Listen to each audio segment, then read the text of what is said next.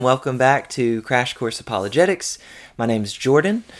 This is the channel where I summarize the work of Christian scholars in animated videos and interviews. Tonight you're going to be watching an interview with Dr. Jeff Zweerink. I'll just go ahead and ask Jeff to tell us a little bit about himself, his background, before we get into the topic tonight. Well, it's good to be here, Jordan. So, just by way of background, I've just been interested in science for as long as I can remember. In fact, one of my earliest childhood memories was sitting at the top of the stairs watching my dad do some chemistry demonstrations for a group my older brother was involved in, and just being fascinated by the things you can do by understanding how the world works. And, I've seen those demonstrations probably 100 times since, and I'd go watch them again. I just find them that fascinating. But just enjoy learning how the world works. As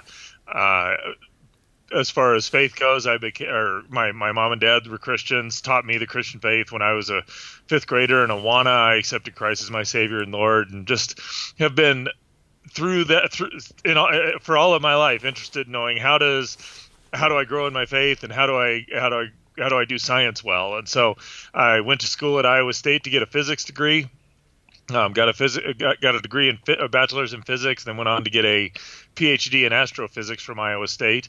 Partially because as I was in school there, I was kind of thinking, okay, I had been on a mission trip, and I knew all these teenagers who knew what they wanted to do in life, and I knew I wanted to be a scientist, but it kind of got me thinking, okay, what does God want me to do here? And so as fellow came and spoke at Iowa State, showed how science and Christianity work together, and you can use that to spread the gospel. I thought, hey, that'd be a cool thing to do. So that's part of why I went into astrophysics, because it's a little closer connected to Bible talks about this, science talks about this type things. I've done some postdocs at UC Riverside, UCLA. I still work as a project scientist at UCLA, but for the last 15 years, I've been on staff at Reasons to Believe, which is a science faith organization looking at how science and the Christian faith work together. And so just interested in anything astrophysics-y, exoplanets, is there life out there, the multiverse, beginning of the universe type stuff. So that's a little bit of background of who I am. Yeah, that's perfect. I really enjoyed the Is There Life Out There book. I have not gotten to read the Multiverse book yet, but I am really wanting to. Okay. So that's a topic that just fascinates me. But the topic that we're going to discuss tonight is your most recent book, Escaping the Beginning, ? It's not a statement, it's a question.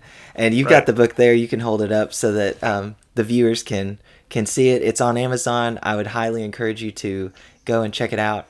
But we're going to dive into the book. The goal, obviously, is for the viewers to get a kind of crash course overview. But I do want to dive into details at certain points. I don't want you to feel restricted in trying to oversimplify. My viewers know this is kind of intermediate level channel. So that's the step I want to move the ball in for my channel. Is I want to take us from kind of introductory apologetic issues to kind of an intermediate level. And that's what I try to do here. So let's go ahead and jump in. The title of your book is Escaping the Beginning. So what are you referring to when you say the beginning? What does a beginning look like for science? Like, how does that work? Well, that's actually a great question, because when you start, you say, what's a beginning? Well, that's when everything starts. But then scientifically, you ask the question, what does that look like? And that becomes a very difficult question very quickly. And so just basically the idea behind a beginning is, has the universe been eternal and here forever, or did it have some sort of beginning to it? And even the way that beginning plays out could have different kinds of implications. But from a Christian perspective, the interesting part is, does it have a beginning in the same way the Bible talks about a beginning? You've got Genesis 1:1 there. In the beginning, God created the heavens and the earth, brought it into existence out of not the stuff of the universe, if you will. And so that's the kind of beginning I'm talking about there. And part of my motivation in thinking about how to engage with the book was, I was at a conference in London, of all places, and I was talking, actually sharing the stage with Bill Craig. We'd had some conversations about is there a beginning or not. And so in my talk, I talked about some of the reasons why I thought there was a beginning. And I made a statement to the effect that, really all the scientific evidence seems to point towards there being a beginning. Mm-hmm. And there was a fellow in the audience who raised his hand and, kind of asked a question. And I didn't interact very well with the question right there, but we had some good time to dialogue afterwards. And kind of what he said to me is, you made this statement, but I can show you 4 or 5 models that don't have a beginning. So how do you say all the evidence has a beginning? And so that kind of got me, one, to dig a little deeper into it, begin to think more, what is a beginning scientifically? How would we argue for it? And say my current line of evidence turns out to not be the correct explanation. How do I, as a Christian, argue for a beginning in a theologically and scientifically coherent and respectable way? So that's kind of what got me interested in diving into this, if you will. Awesome. Was that gentleman Skydive Phil? That is Skydive Phil, yes. So yeah, I heard your debate with him on Unbelievable, and I respect Skydive Phil a lot. He's done some great interviews with these leading cosmologists and physicists. So for the viewers that are watching, he's got the name of his YouTube channel is, I think, Skydive Phil, right? I'm pretty sure it is. I'm pretty sure that's right. So he's interviewed Stephen Hawking and Roger Penrose and others, I believe, right? Yeah, he's actually interviewed. I really enjoy listening to. I think he had Alan Guth and maybe even Alex Vilenkin on there. Mm-hmm. These are people involved in inflationary cosmology, which we'll talk about in a little bit, I imagine. But it's just great because you've got the people who are doing the research, talking about what they're thinking about. And I think it's very informative. I mean, obviously we disagree on the implications of a beginning and how that plays out, but I think there's some great scientific content that he brings out there, and also kind of gets some sense of what the people who are involved in this are thinking about it as well. Mm-hmm. What's interesting is now that you've written this book, Skydive Phil put a little blurb at the beginning. What do you call the endorsement? And not that he agrees with your conclusions now, but I think that he says people should read your book, that it's a very worthwhile read for understanding this field, if I remember correctly.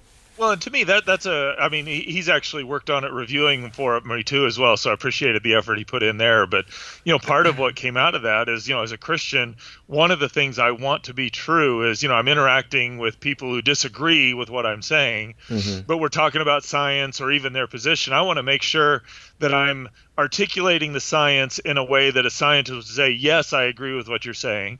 And I'm articulating somebody else's position in a way that they say, yes, I agree with what you're saying. And then at that point in time, we can have a legitimate disagreement and try and understand what's going on. And so the fact that he did that was, to me, pretty high praise, that I did a pretty good job wading through the science and articulating the positions well. Yeah, I agree. And I think that there were 2 things that stood out to me just from that little story. One was your humility in acknowledging, like, hey, I need to dig into this more deeply. You didn't just say, I've already, got all the answers for this.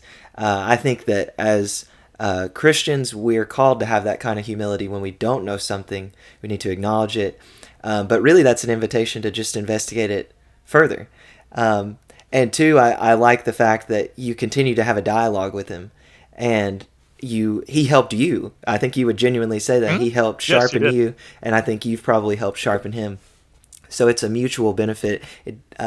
So anyway, I just thought that was a good story and a good model for how we should dialogue with non-Christians. So let's jump into some of the topics of the book that you cover. You cover a lot, and I loved it. So let's begin kind of at the beginning of the 20th century here. So how did early 20th century scientists think about the universe? I mean, to the best of my understanding, as I've looked at it, that the general prevailing view at the start of the 20th century, so that'd be early 1900s, was that the universe was spatially infinite, that there was no end to it no matter which direction you go, and that ultimately has its roots in Newtonian gravity, if you will, because the problem with when you're dealing with Newtonian gravity, gravity is always attractive in Newtonian dynamics, and so if there's any sort of center or asymmetry or boundary to it, all of that stuff over some amount of time is going to collapse in and on itself. And so one of the ways Newton got around that was to just say it's spatially infinite. So no matter where you are, there's an equal pull in either direction. And so that keeps the stuff from all clumping up. But that idea of being spatially eternal also translated into temporally eternal. So the universe had no beginning to it. It extended forever. Because of those ideas, the picture was that on the largest scales, the universe was just static and unchanging. And so it's not that stars didn't, or planets didn't move around stars and moons around planets and everything. But when you got out onto large enough scales, nothing was moving. So you had this static, eternal universe that was spatially infinite.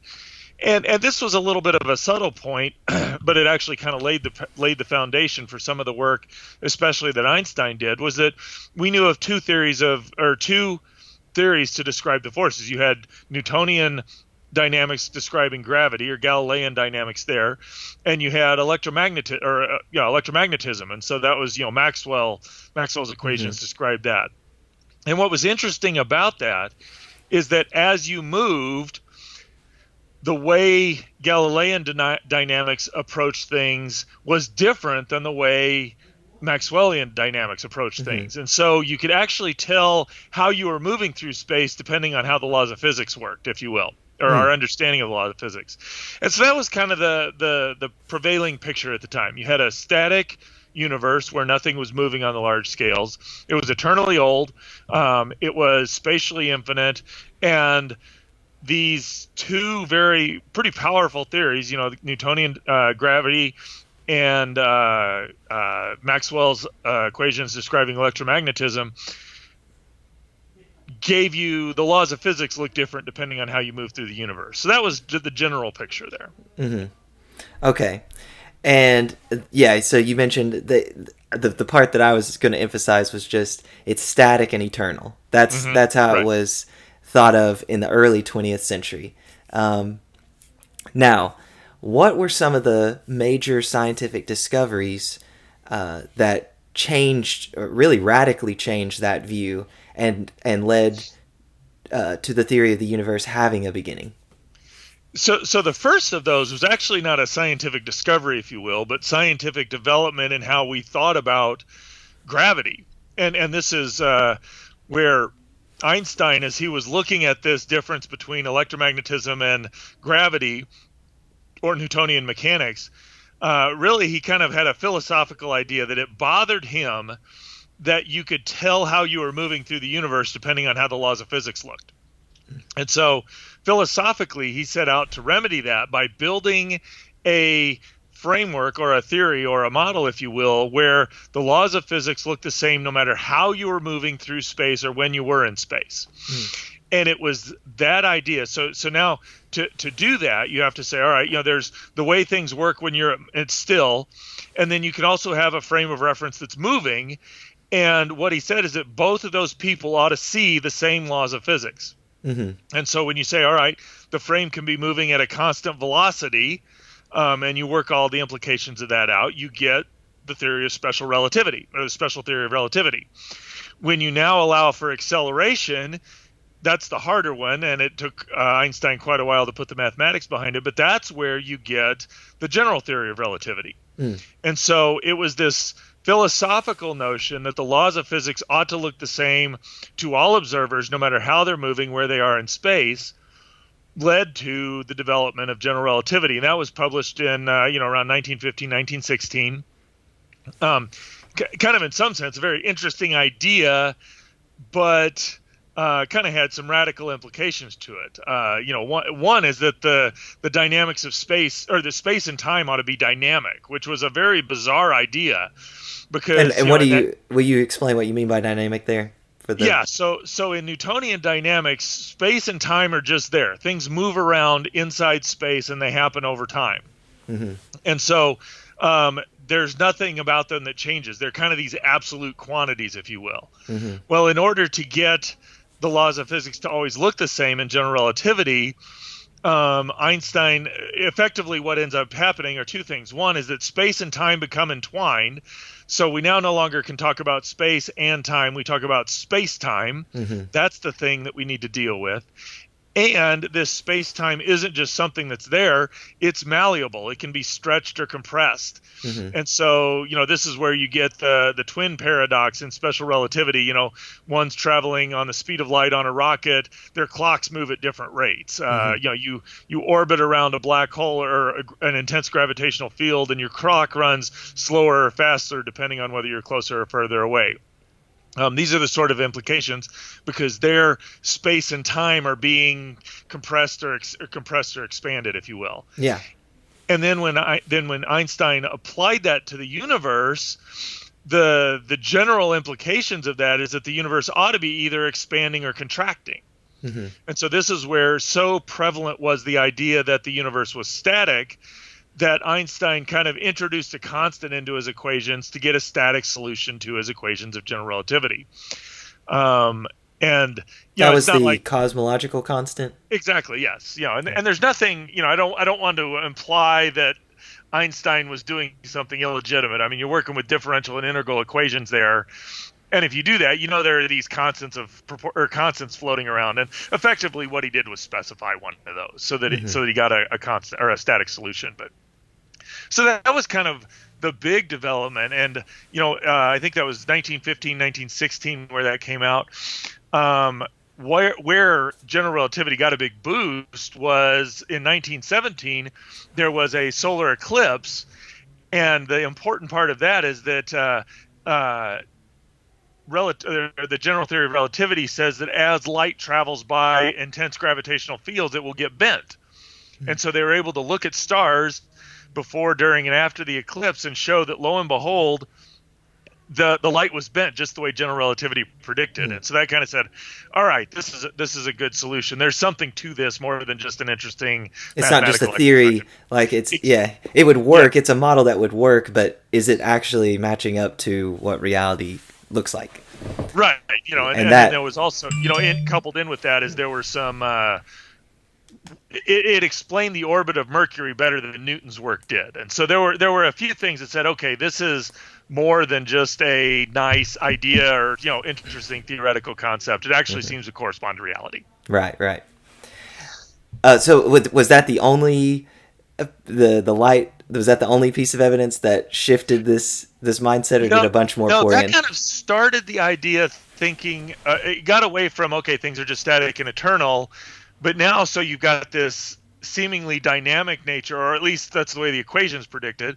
You got this static solution, again, which would be eternal in nature.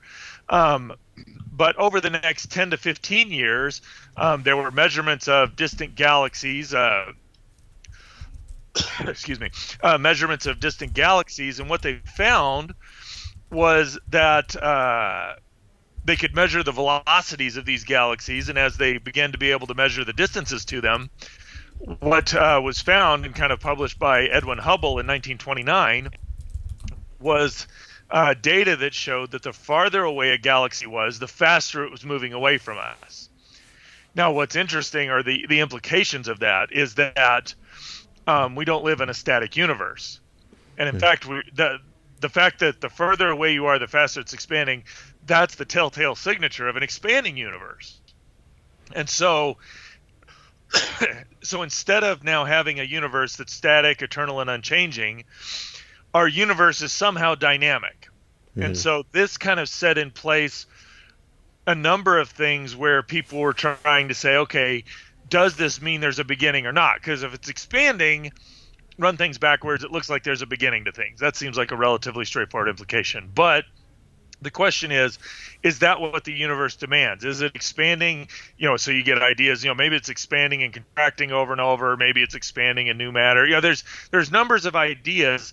I'll just kind of fast forward through most of those up until kind of the 1960s, where a group or a couple of scientists were looking out, measuring microwave radiation, and what they found was that no matter time of year, no matter direction they looked in the sky, no matter day or night, they found this steady background noise that was incredibly isotropic across the whole sky. In fact, they couldn't measure any difference in it. Mm. And so, another, coupled with some theoretical work that would show that that would be the signature left over from a Big Bang in these Big Bang models. And Mm-hmm. so you've got these competing models where things exist forever, and then you've got this Big Bang model which has some sort of beginning and expands and cools down. That model explains this cosmic microwave background radiation. I'll And pause so there that, just for a second, just because yes, I think that I've heard J. Warner Wallace give a good analogy for the microwave background radiation, and I don't know I'm not super into video games. I just have played a few with my brother-in-law, but one of the video games that we've played is Call of Duty. So what they do in Call of Duty, you can throw a flashbang grenade, and essentially right. what happens is when you throw this grenade, it sends out this flash and there's a bang. And it's very much like what you're describing here. What this is how J. Warner Wallace characterizes it. He says this at the Big Bang you would send out this background noise essentially that would appear, like you said, equally measured wherever you look.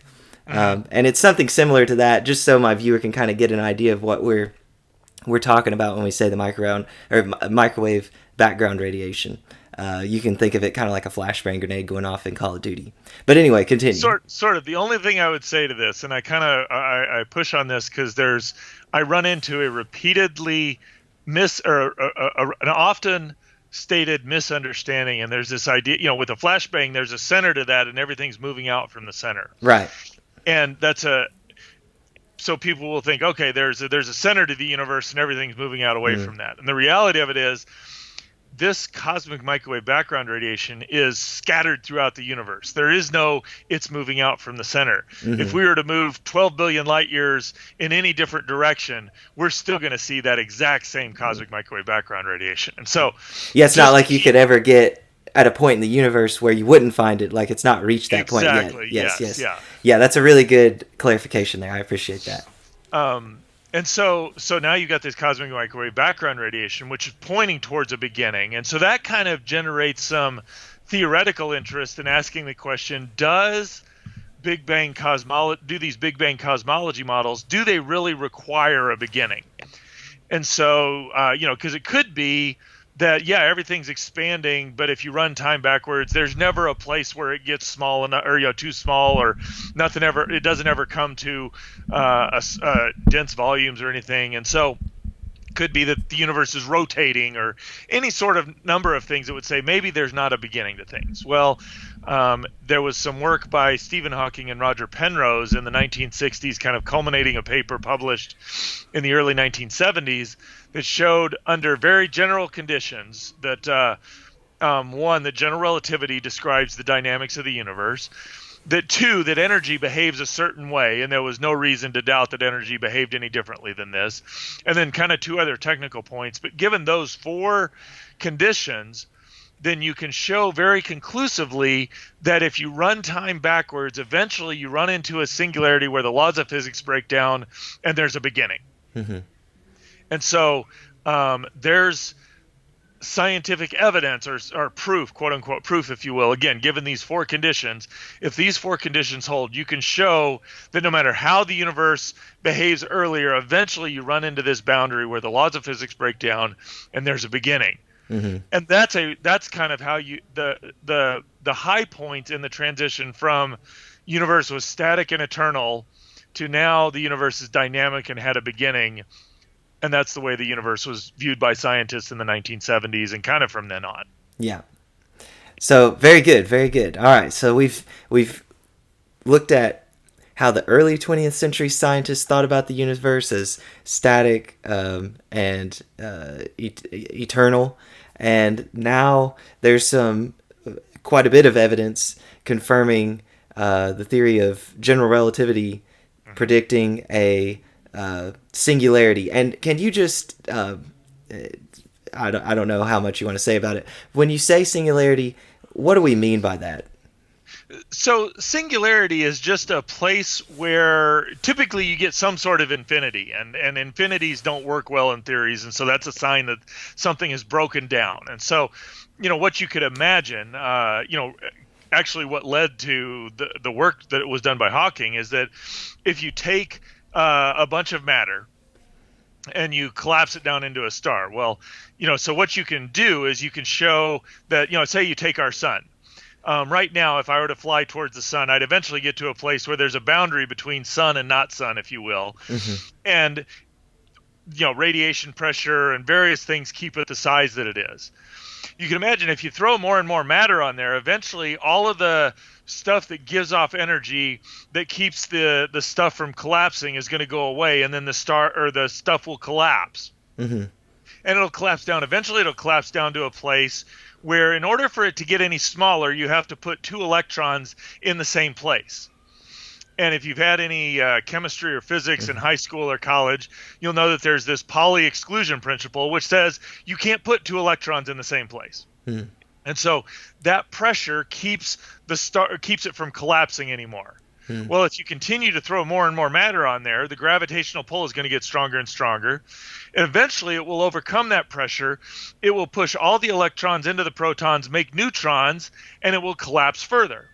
So that place where it's being held up by those electrons, that's a white dwarf. If you now get more mass on there and it collapses beyond that, it'll get down to a place where you're trying to put 2 neutrons into the same place. Well, there's a similar kind of exclusion principle, and so it'll collapse down to that size. That's about a neutron star. So a white dwarf is about the size of the Earth. A neutron star is about the size of a large city, 10, 15 miles, something like that. So now if you continue to throw more and more matter on there, eventually gravity will overcome that neutron degeneracy pressure and it'll collapse. And once it does, there's nothing that will impede that collapse, and it will collapse down, if general relativity is correct, to a place where all of the mass is now in a point of no volume. And so if you ask the question, what's the density? Well, it's some measurable amount of mass divided by 0 volume. And you're dividing by 0, and that's a no-no. Yeah, and so technically the way it works out is you can trace or follow the space-time trajectories of all the particles, and eventually they overlap, and that's where you get the infinities. And so that's where laws of physics break down. That's the sign of the beginning. And so that's kind of the theoretical work that demonstrates why, if general relativity is true and energy behaves a certain way, the universe has a beginning. Gotcha. Very good. All right. So that led them to think, well, all that evidence that we mentioned, I'm just trying to summarize where the discussion's been. All that evidence we mentioned led them to think there is a singularity. The universe is not eternal. And so now what I want to ask is maybe a kind of 2-part question here. What are the major components of the current scientific understanding of the universe? Like, what do scientists think now in the present day has that model withstood, or that theory withstood the test of time? Or are scientists today changing their minds and shifting back toward eternal models of the universe?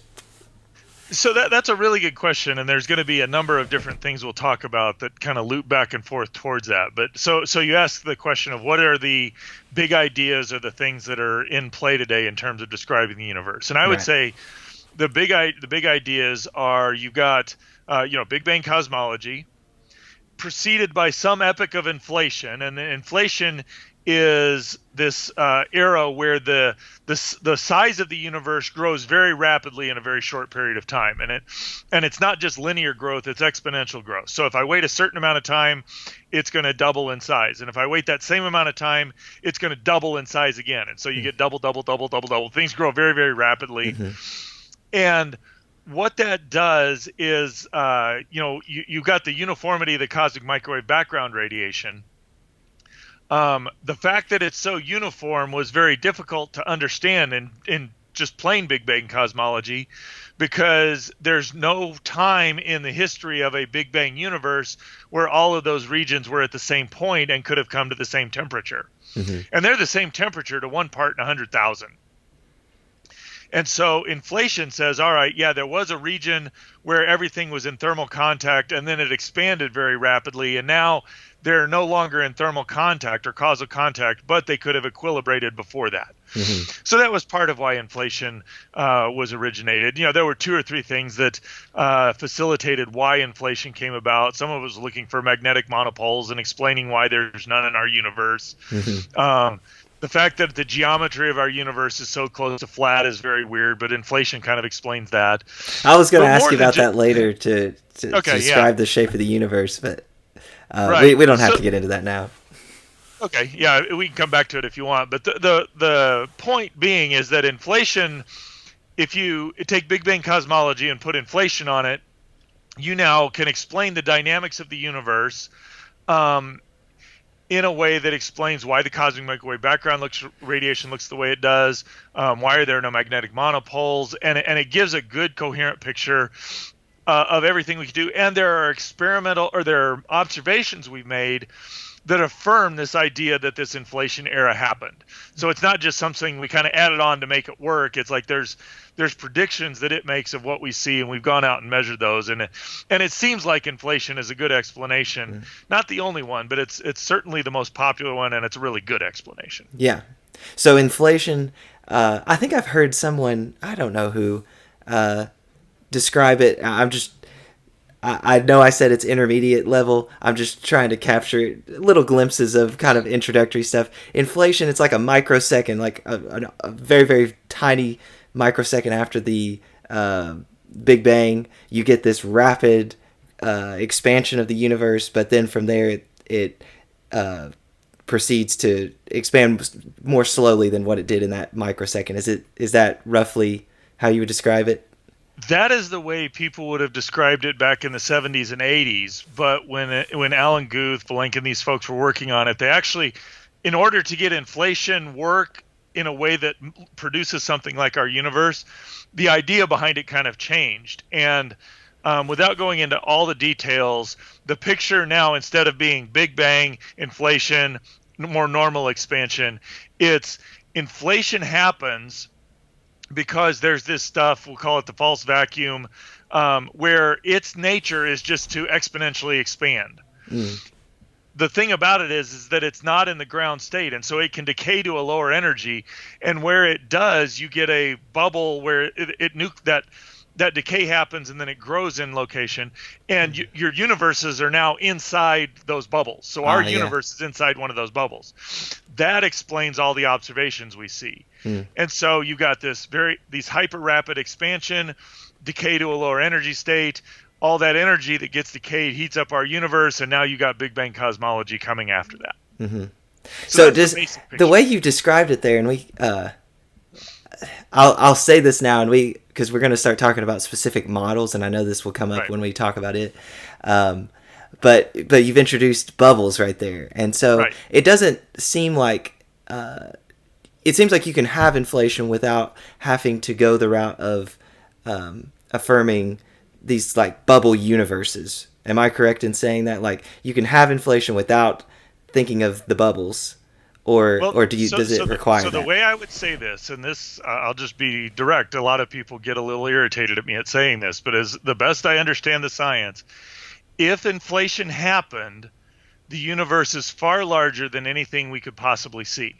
Mm-hmm. So if we were to move to the edge of what we could possibly see, which is we can measure how distant that point is from us today, if we could instantaneously move there, we would see a bunch more of the same stuff. And so if inflation happened, the universe is far larger than what we can see. If our understanding of how inflation is correct, you end up with this bubble these bubbles that make up a multiverse. Mm-hmm. And so it's possible that our understanding of inflation is incorrect. But almost every way you get inflation to work that produces a universe that looks like ours also produces the multiverse. Okay. I need to read your multiverse book. So would it be fair to say then... So there are a couple of chapters in Escaping Right, yeah. that wrestle with that particular issue. Yeah.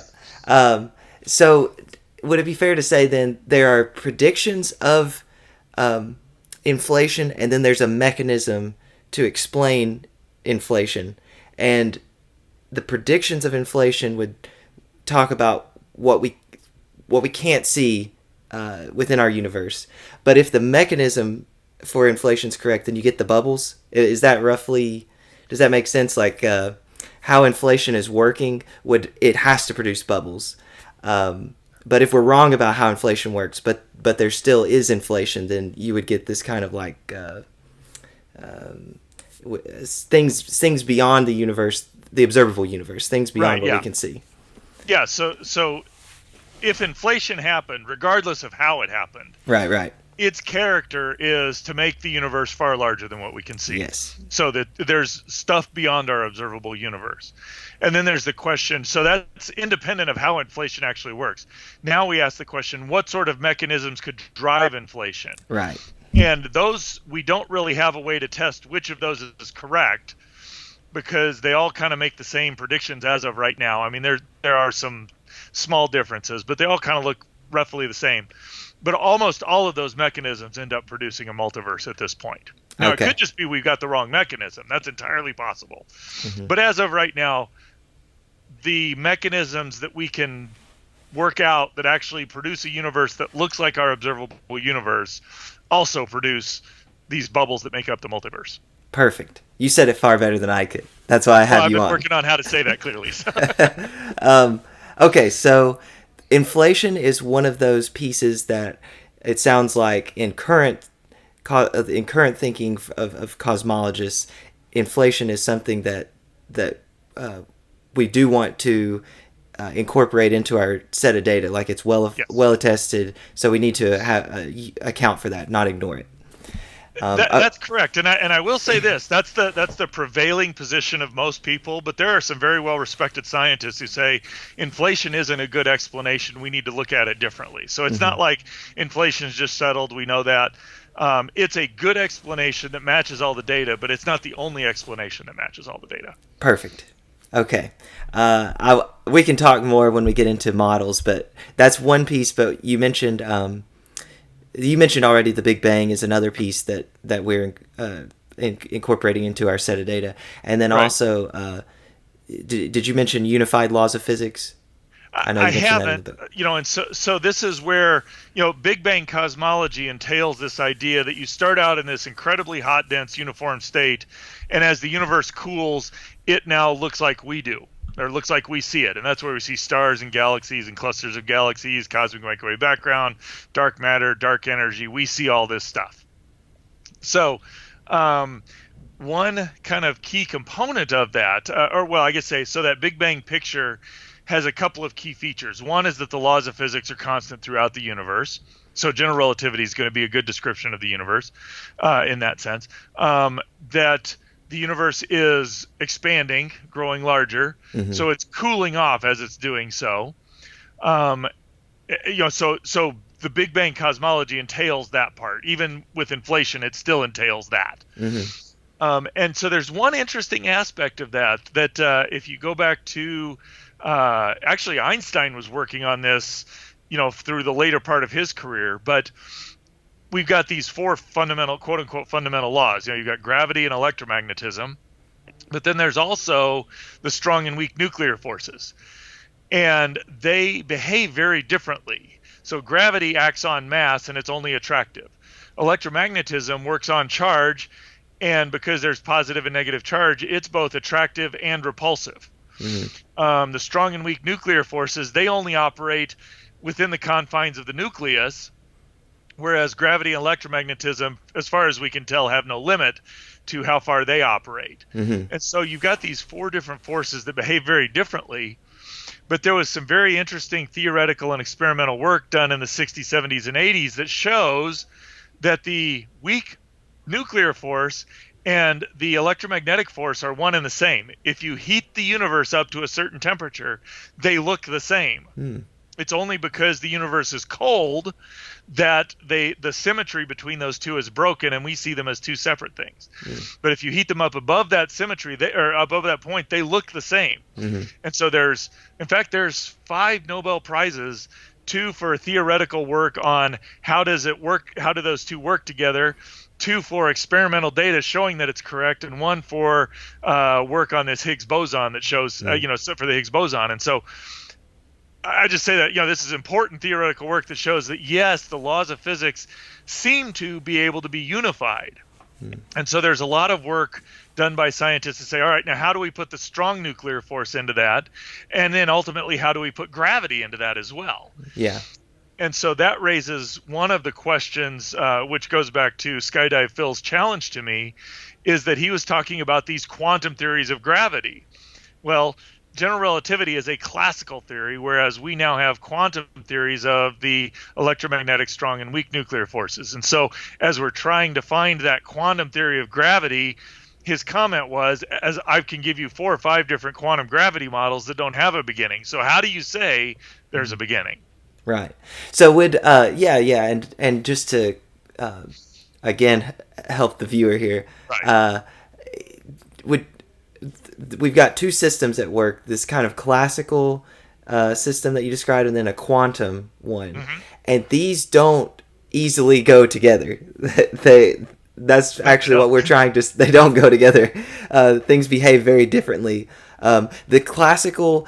I guess the way I would try to simplify it for people would be that this is how things operate in like big terms, like what we're thinking about when we think of like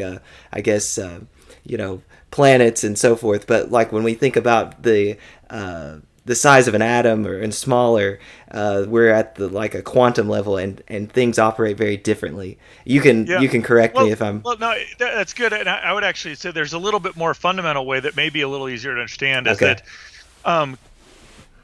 when we think of audio, there's 2 kinds of audio we have. We have digital or analog.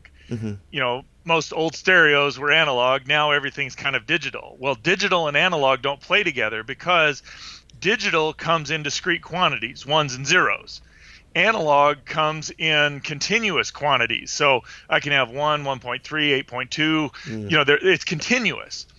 And so general relativity is a classical theory. It's continuous. So space, time, every matter and energy, they're all continuous. Quantum mechanics, things are discrete. They come in bundles. That's why when you look at spectra of stars, there's discrete lines. You don't see everything in the spectrum of hydrogen. There's only 3 or 4 visible lines. And so we have quantum theories of electromagnetism, weak and strong forces that we can say, and scientists think the quantum is the more fundamental. Right. So the fact that we've got all that, say, okay, we've got quantum theories of this, but now we've got these digital theories that we have this very successful analog theory, and you ask the question, how do you merge those two together? And in 3 or 4 space-time dimensions, you don't. And so it really is a fundamental problem. Okay. And so I guess that was Skydive Phil's challenge to you is, if I'm understanding correctly, the prediction of a beginning of a universe, at least it depends on a classical view, but he's saying, but we know that view breaks down. That's not how it is. We have to go to the quantum route, and if you go the quantum route, now you lose the idea, or there's at least models where there is no beginning. Exactly. And so this is why inflation and the unification of the laws of physics are so important to this discussion, because the singularity theorems developed by Hawking and Penrose had 2 conditions: general relativity holds and energy behaves a certain way. Well, when you bring inflation into the picture, in inflation, energy no longer behaves that way. And so if inflation is correct, these singularity theorems no longer apply to the universe as a whole. If we have to modify general relativity and we get this quantum theory of gravity, general relativity will break down and it will no longer hold. And so two of the conditions for the singularity theorems developed by Hawking and Penrose no longer hold. So while the theorem is correct, it no longer applies to the universe. Ah. And so now when he's coming in and saying, well, we've got these quantum gravity theories that don't have a beginning, why do you say there's a beginning? That's the weight of the argument that he's bringing to it. So. Very good. Okay, so more or less, we've just tried to I've tried to get Jeff to lay out how we thought about the universe in the early 20th century. Then when Big Bang comes along, and that was the prevailing view for a while, and then now currently we're looking at what scientists think now, and they affirm inflation, Big Bang cosmology, and unified laws of physics. Well, and I would say on the Big Bang cosmology is pretty well established. The inflation, not quite as well, but it still seems like a good solution. And there's strong reasons to think that the laws of physics will be unified. We only have the experimental data that does that for the electromagnetic and weak. We think we know how it works for the strong nuclear interaction, but that's still work that that's still ongoing theoretical work that's in principle could be wrong. We just don't have the data that would allow us to evaluate that. Right. Okay, so now with that kind of stage set, we've identified more or less the problem that Skydive Phil lays at your feet. Right. And so you can mention the models that he talks about specifically, but I know in the book there were several chapters devoted to analyzing each model and seeing what the strengths and weaknesses are. So tell us about some of the popular eternal universe theories, what their strengths are, what their flaws are. I kind of, based on how you did this in the book, I tried to keep them in separate categories. So one chapter, and we can start here if you'd like, you titled the chapter, Did Our Universe Reincarnate? And it's about cyclical models. So maybe you can explain what a cyclical model is, and then some of the specific ones, what their strengths are and flaws are. Right. And that's a good, and I'm going to go back and hit that. And I want to kind of just lay a little foundation of why I think that's an important discussion, is that one of the problems we have is that these models that Skydive Phil was pointing to, and there are numbers of them out there. The problem we have is that those models, from an observational standpoint, are indistinct from any of the models that have a beginning. So we've got models, quantum gravity models, where there appear to be no beginning. I'm sure there are quantum gravity models where there would be a beginning.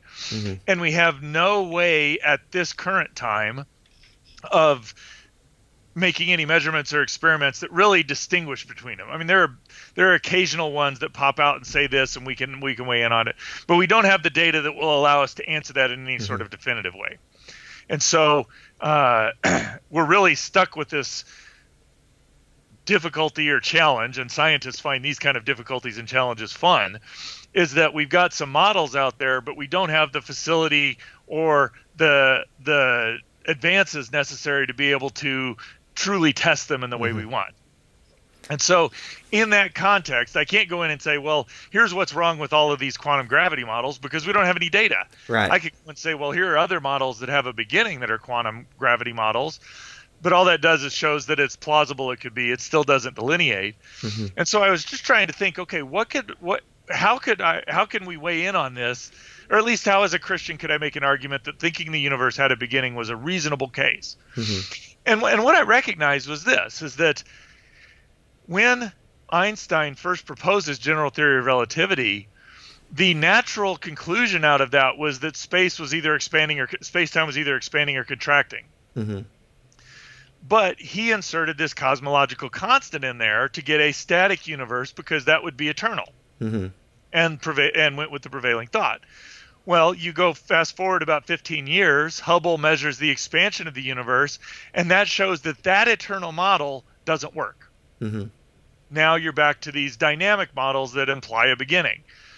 Well, after that, one of the models that was thrown out there was, maybe you do have, we're seeing expansion, but maybe the expansion behaves in such a way that it expands out to a certain point, gravity overwhelms the expansion, it collapses back on itself, somehow rebounds, and it keeps expanding, bouncing in and out. Mm-hmm. So that matches, we've got a universe that's expanding like we measure now, but looked at it on long time scales, it's still eternal. It's just doing this, bouncing it forever and ever.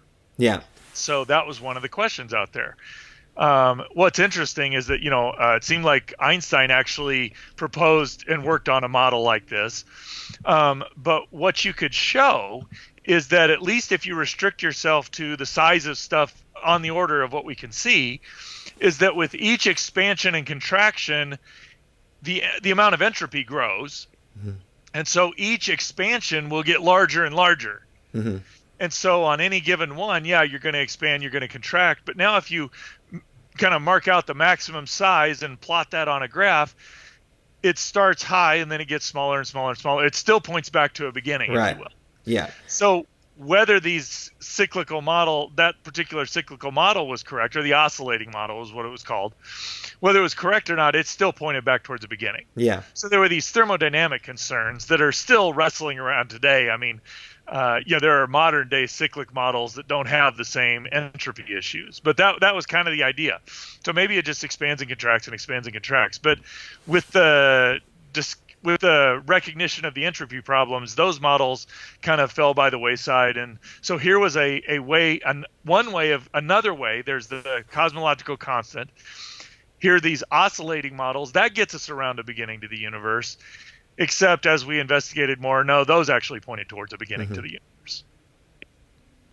Okay, so that was like the original oscillating model that you've described, but now there are models that avoid that kind of problem where the way I've heard it characterized, like the problem for the original oscillating model is, like you said, every time that the universe contracts and then bounces back, it's going to be bigger, and so you just rewind the clock, and it's big, it bounces back, it's a little smaller, bounces back a little smaller, and eventually you get back to a singularity. But there are models now, cyclical models, that avoid that kind of entropy problem, right? There are, yes, and again, these are all off in this quantum gravity realm where it's very difficult to test things. But you've got cyclical models where, in M theory, you've got these brains, like membranes that, for whatever reason are oscillating back and forth. They come together. When they hit, you get a Big Bang universe. They go out, things expand. Eventually things dilute. It comes back, hits again. And so you end up getting perpetual expansion that way.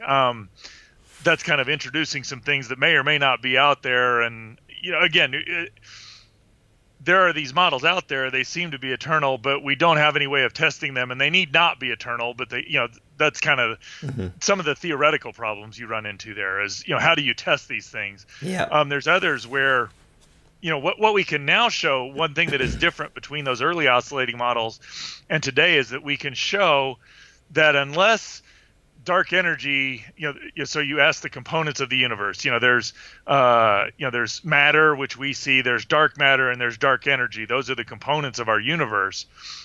This dark energy has the property such that it will just forever expand. The bigger the universe gets, the more it expands. Mm-hmm. And so what you can show is that since our universe has dark energy in it, unless the dark energy decays away or something else, which will cause other big problems, our universe will never expand to a place where it will collapse on itself. But what it will do is it will expand to a place where there's no matter in there, and presumably that could be the start of a new universe. And so that's another way of getting a cyclic universe. And so there are numbers of models out there like this. What's interesting in all of those is you end up having to ask these questions. How does entropy behave? What does time mean in that? Mm-hmm. There's a lot of these other issues that we think, okay, we've gotten an eternal model, therefore we don't have a beginning. But when you look into the details, time is very different, or time ceases to exist in those spread out periods, or there's all these weird things, and so you can't. It's really hard to have a discussion without talking about a specific one and saying, Sure. okay, what is this model saying? Yeah. And let's analyze it in detail. And I've kind of tried to avoid that in the book to give a little bit more big picture about how to think about it, and then pointing to how to go explore each individual model. Gotcha. Well, I know we're getting close to an hour, so I'll try to hit these other ones.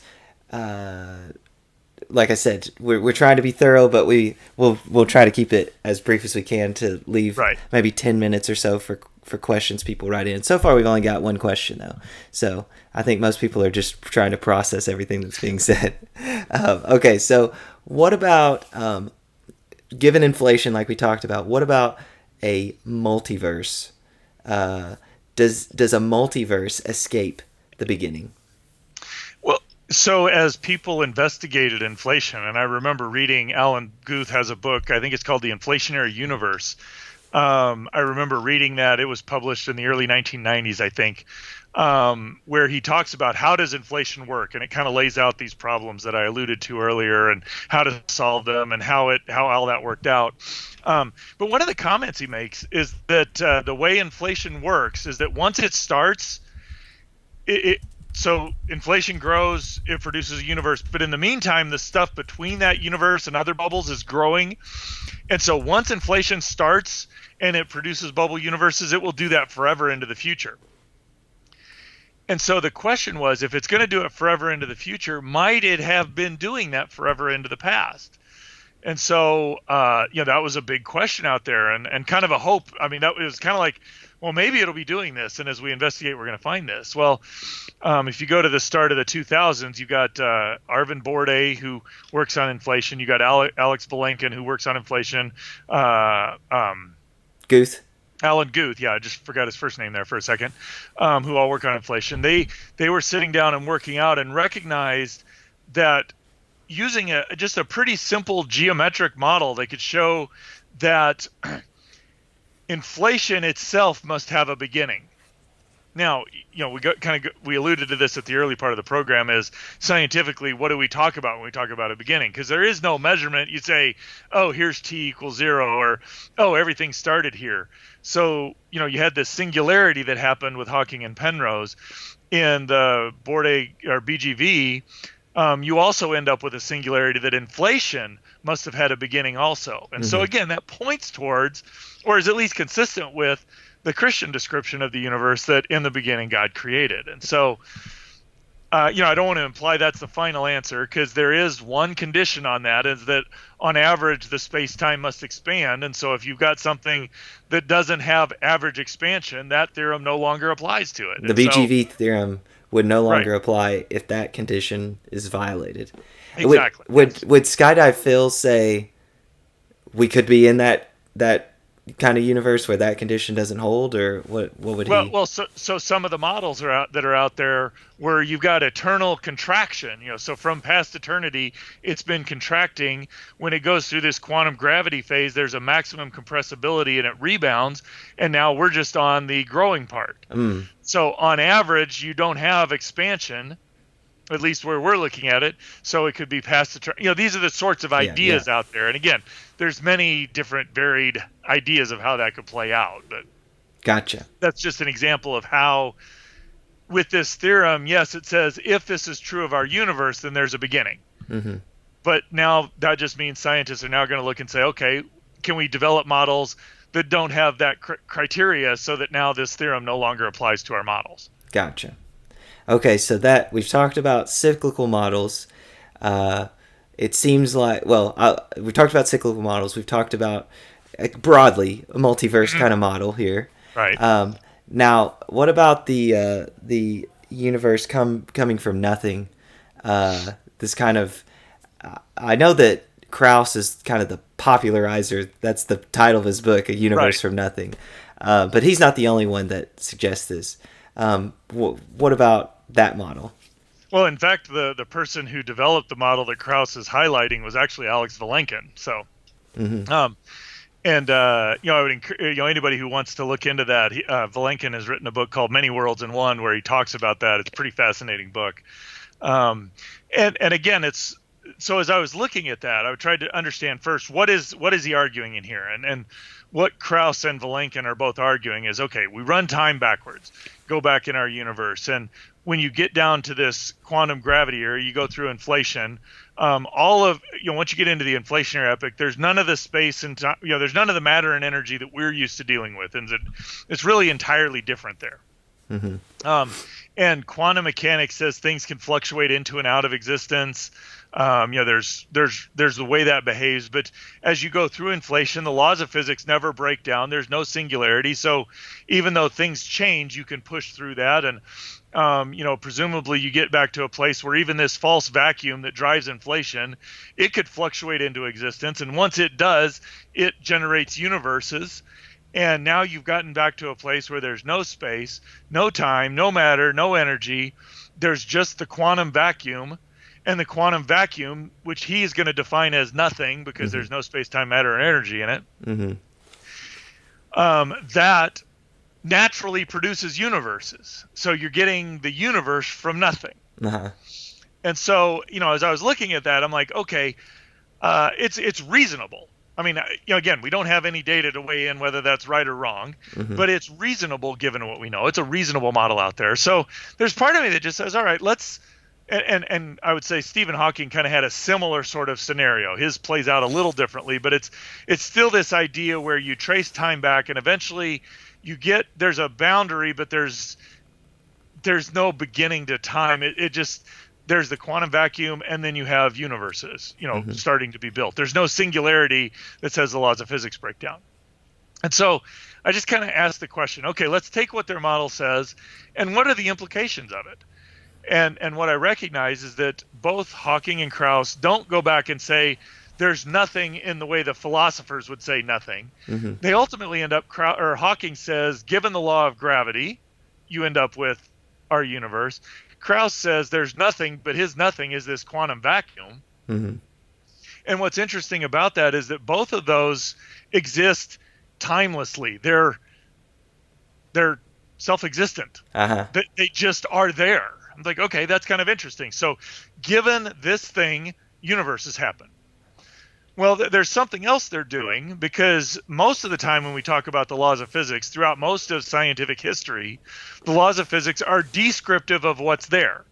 So if I drop a ball, it will fall to the ground. Well, because there's Earth, that's got gravity, the ball's there, I'm describing what's going on. Well, in this scenario, both Hawking and Krauss, in the absence of anything to act on, the laws of physics are still acting. And so the laws of physics now have gone from being descriptions of what's going on to prescriptions of what will happen. So you have the laws of physics being self-existent and causative. Right. Well, that's starting to sound a lot like God. Yeah, you're eliciting some of these attributes of what this exactly. Whatever this thing is that they're talking about. They could characterize it differently, but there's certain attributes that it has, and once you start reflecting on it, they start seeming a lot like the kind of attributes that we talk about when we talk about God. Exactly, yeah. And what's interesting, and this is, you got Hawking and Krauss, or physicists, talking about we've explained everything in the universe, but there is one thing that I don't think we have a good explanation for, and depending on who you're talking to, you're going to get different opinions on whether we'll solve this or not. But we're sitting here having a conversation that requires consciousness. And there are at least some atheist philosophers who say that material is never going to explain consciousness. And so in order to get consciousness, you have to start with consciousness. If that sort of idea is correct, now you've got a self-existent, causative, conscious, so that's my question is, Hawking and Krauss are saying by doing this, we've gotten away from God, but this thing they're positing, this brute reality that's behind everything, ultimately ends up looking a lot like God. And so has it really gotten them what they want? Or can I, as a Christian, say, you're saying this, you're limiting what it says, but what you've shown to be necessary is at least the minimum set of characteristics that God contains, or that would describe God. And I would say God has a lot more, so it's not like they've described God, if you will. But I find that just interesting philosophically. I'm like, okay, I can grant your premise entirely, and you still haven't shown that God doesn't exist. Right. Very good. Okay. Then let's turn to this. A couple more questions here as we kind of round out the discussion, and then we'll take some questions from the viewers. How does, and this gets into a little bit more of the philosophical territory, but obviously scientists are thinking about these same questions. How does our understanding of time bear on this question of did the universe have a beginning or not? Can you compare the different theories of time? Well, there's kind of two ways to look at it, and they're described as the A and B theory. And so, if you can imagine, you have a set of events A, B, C, D, E, F, G. You know that both the A and the B theory are going to agree on the order of the events. So let's just start there. What an A theory of time says is that okay, there's a now that is important, and the events that are one direction from now are in the past. They don't exist. They did exist in the past. They don't exist now. And there's a future, and those haven't happened yet. And so they don't exist either, right? That would be the A theory. It depends on how, there's subtlety to everything in here. And so this is broad scale picture of it, or broad brush picture of it. So the key component of an A theory of time is that now matters and things are tense. There's a before and there's an after, or there's a past and there's a present and there's a future. B theory of time is say, yes, we agree that that's the order of events, but all that you have is the ordering of the events. And so they all happen, they're all there. We just arbitrarily call now, but there's nothing fundamental or important about that because that whole block of all those events happens. And in some sense, we're just kind of moving through the block, if you will. Right. And, this is, you've kind of exhausted my philosophical expertise there, but why this conversation comes up is that intuitively or instinctively, we talk about things in a tensed way. We experience life in a tensed fashion. We're doing this right now. We can record it. People can later see what happened in the past. I can remember the conversation in the past, and I have no idea what's going to happen in the future because it hasn't happened. I have no memory of it, if you will. But from a physicist's perspective, when I write down the laws of physics, say Newtonian, my Newtonian dynamics, my equations, there's no past, present, or future. There's a given this condition, I can tell you exactly what's going to happen in the future, or in time in any direction. And in fact, if I just take t and make it minus t, all of that switches.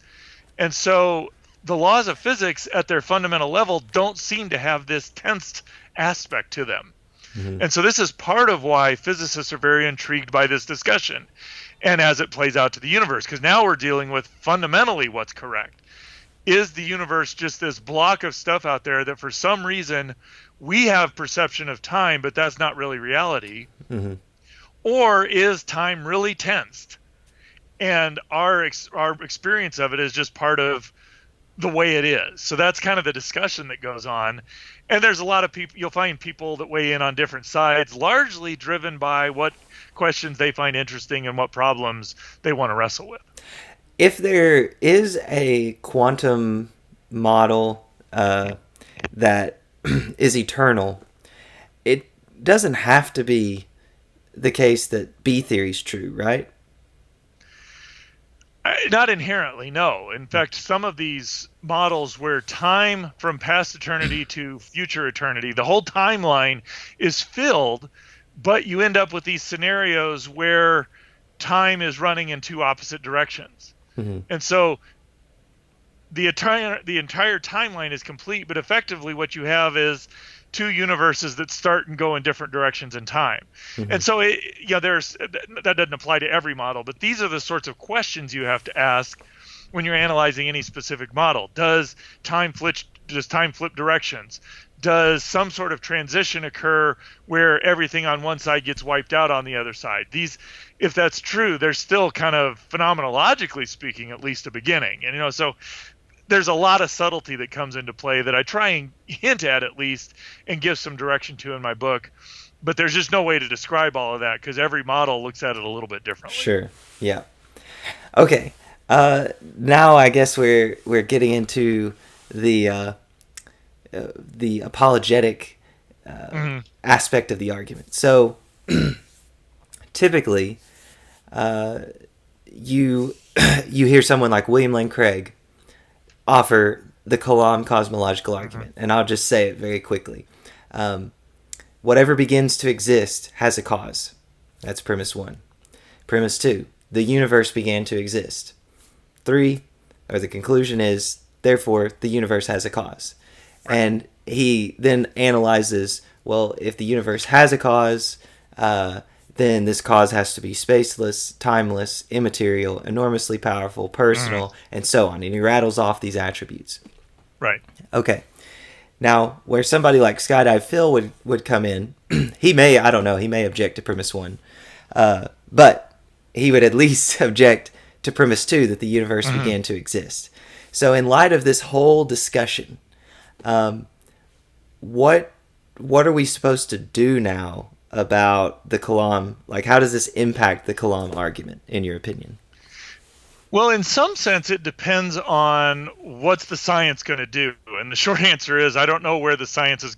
I can't tell you where the science is going to end up. I have a suspicion, and I can articulate my suspicion in a few minutes. But let's just say if it were to be shown at some point in time that models that have a beginning don't work, the correct models are ones where time is eternal. Mm-hmm. All that would mean is that the Kalam cosmological argument, though a valid argument, doesn't apply to our reality. Mm-hmm. That doesn't mean that God doesn't exist. I know numbers of Christians who don't think the Kalam cosmological argument is a good argument, but nonetheless think there are strong arguments for God's existence. Even Aquinas, who kind of developed at least put the framework around the arguments, he argues for God's existence in an eternal universe. Right. So it's at the very worst, we would lose one part of an argument. Yeah. Well, one part of an argument. Right. The Kalam cosmological argument. There's a bigger cosmological argument that's not necessitated on there being a beginning. Mm-hmm. So that's if we show that there's no beginning. I still think you can make a pretty reasonable and pretty strong case that there's a beginning to the universe. Mm-hmm.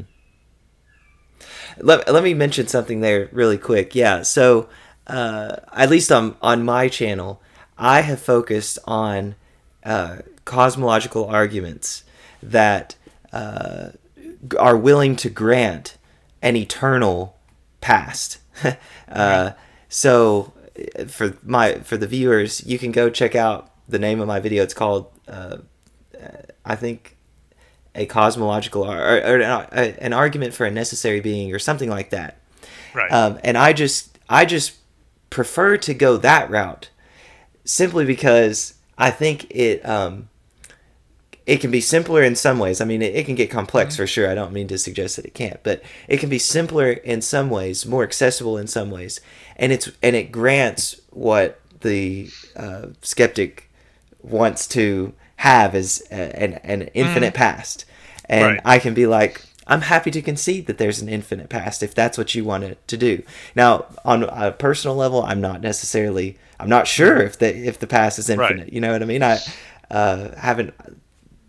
don't know, but I prefer that kind of argument just because it's and you're kind of alluding to part of the way I think about apologetics is I think about apologetics not as this is my best argument. It's like, here are a suite of tools I can use that, sorry, this may sound a little impersonal, but depending on what the person is interested in, if I think the Kalam cosmological argument is the argument, and I run across someone who thinks, no, the universe doesn't have a beginning, I now have to spend all my time convincing that person that there's a beginning. Where if I've got an argument for whether there's a beginning or whether there isn't one, I can now switch over and talk about where they're already interested. I don't have to make them interested in what I know.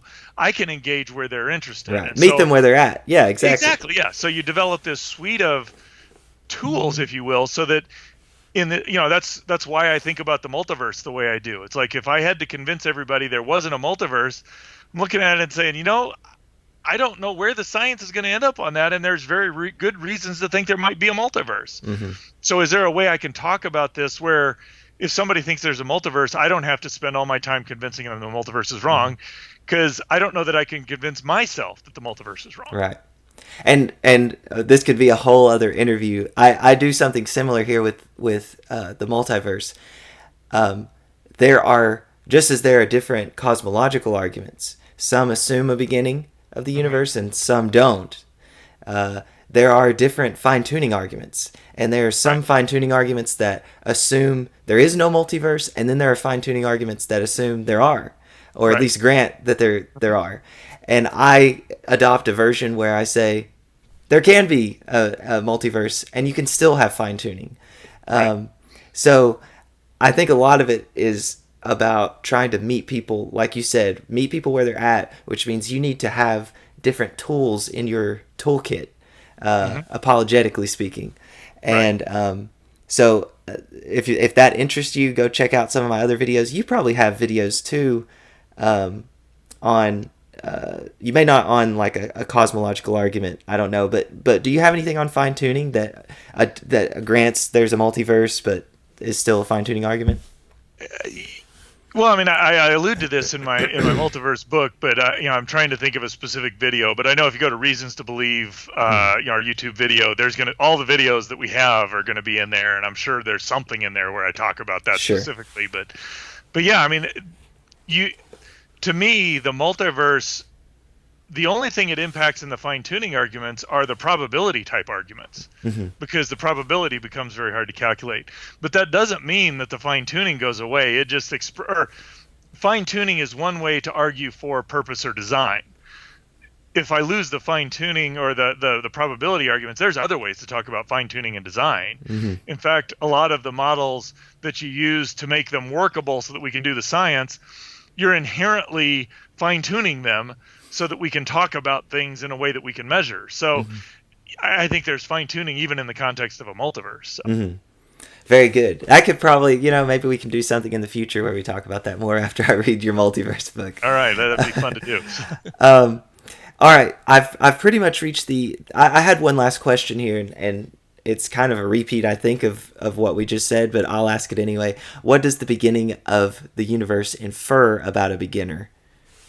Well, I mean, if the universe is, space, time, matter, and energy, and a whole lot of it, that whatever the cause that brings that into existence must be greater than that. And so it implies that there's some brute reality. I know that's a poor philosophical term, but as a scientist, that kind of, that there's something that started, that caused it. And that, to me, God is a very good explanation for that cause, or a very good account of that cause. And so that's why, I think that argument resonates, because if you can show there's a beginning, that just kind of naturally flows out of the way people think about it. A beginning needs a cause. And, so even as I was challenged with, well, maybe we can't use quantum gravity, here I am stuck with this.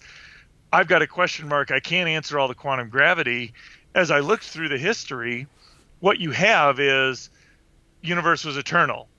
Einstein developed general relativity, put in the cosmological constant. The universe said, no, that's not the right way to look at it. That eternal model doesn't work. Maybe we've got, so we discovered the expansion of the universe. Maybe it's oscillating. Universe, no, that doesn't seem to work. Maybe it's expanding and it's just been a steady state and there's new matter coming into existence.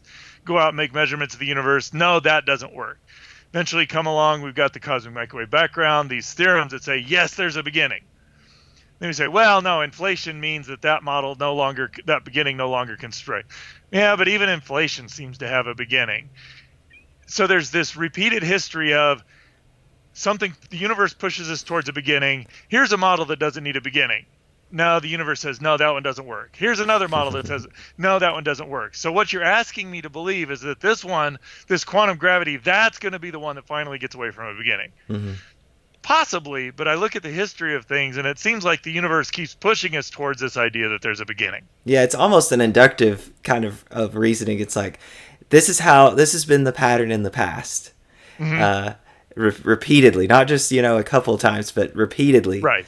It seems like one by one, eternal universe models fail because they don't match up at some point. Once we make new discoveries, we find out new things, they don't match up well, and we get pushed back to. So it looks like there's a beginning, and so now we're in a situation where there's more models, and though right now we can't tell. Well, these models end up being the correct ones, maybe so. But if things go like they have been for the past century, it looks like these will fall as well. But you can be really humble does. and say, yeah. And one of the things I find interesting is that, Alex Valenkin, who, I don't think he's a theist in any sort of fashion. I think he's a fair skeptic, if you will. I don't know entirely his orientation there, but as he was describing this model, he said, I went through, there's one of the chapters where he ends, I went through and looked through all the scientific literature, thought I had all the references to this model, and this model is, you go back and eventually the universe just pops into existence from nothing, and he realizes, I missed one of the references, and he references back to Augustine. It's like, here you've got this quantum gravity model that Valenkin is saying, this is what this Christian was saying 2,000 years ago. That's interesting. I didn't know that. All right. Well, I've had a great time, and I've learned a lot, even in the context of this conversation. So let's look at some of the questions. I think we've got 2, and that's it. So I'll tell the audience, if you are watching, go ahead and type your questions in the chat right now. I'm going to ask the 2 that have already been in there, and then we've got maybe 9 more minutes, so okay. I want to try and cut it off at an hour and a half. All right, so Timothy Saunders asked, is anybody, even the atheist or naturalist, arguing for anything other than a singularity? Do some folks still call for an infinite regress? So there's kind of 2 questions there. Does everyone affirm a singularity, no matter what the worldview is? And 2, do people still call for an infinite regress into the past?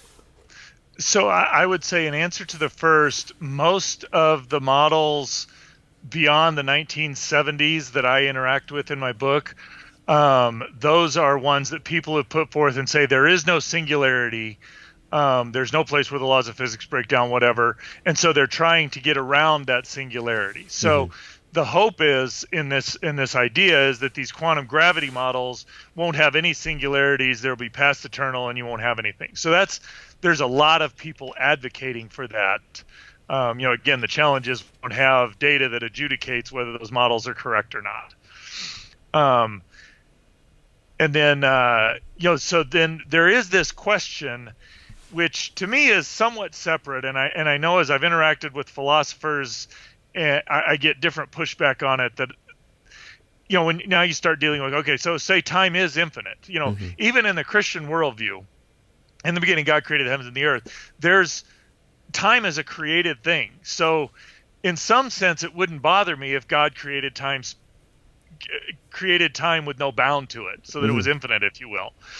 But now you run into these questions of, can you traverse an infinite? There's a whole lot of interesting discussions related to infinities that we're not going to arbitrate here. I would just simply say that I've noticed that different disciplines look at infinities differently. A physicist will look at an infinity and say, that's a problem with my model. That doesn't describe reality.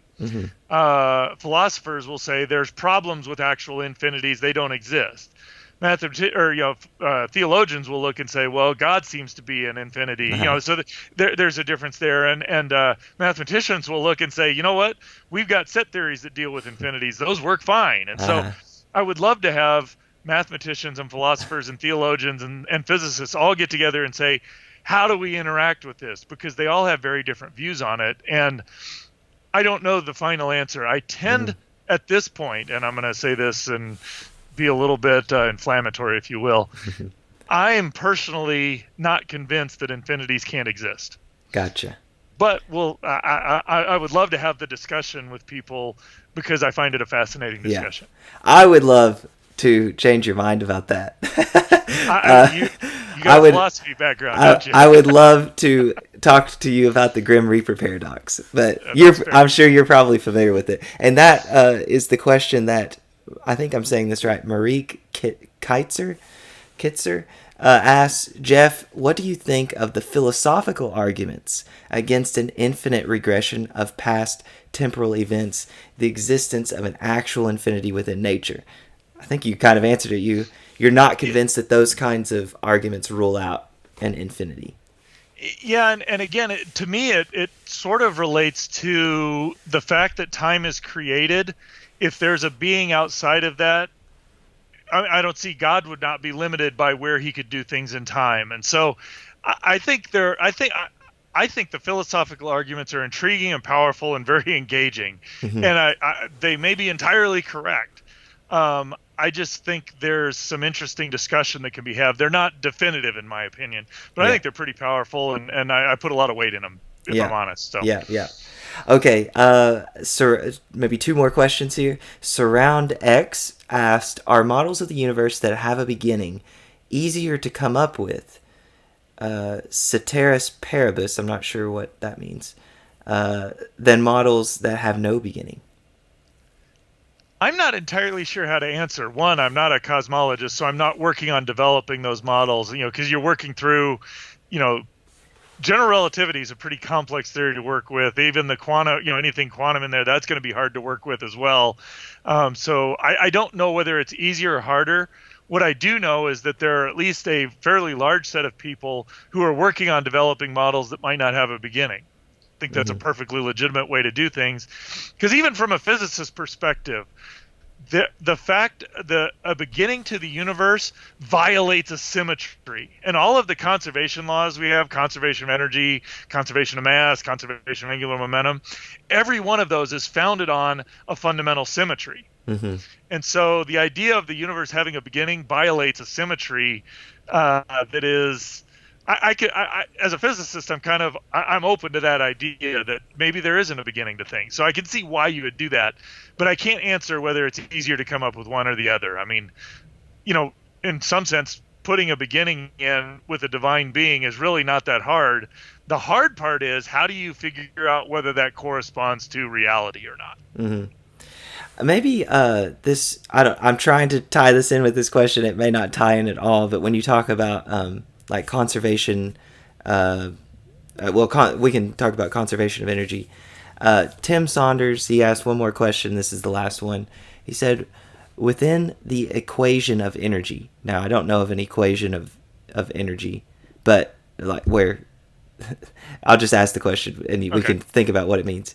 Within the equation of energy, infinity is a requisite. Does that present a problem to the singularity? So is I'm not. infinity required?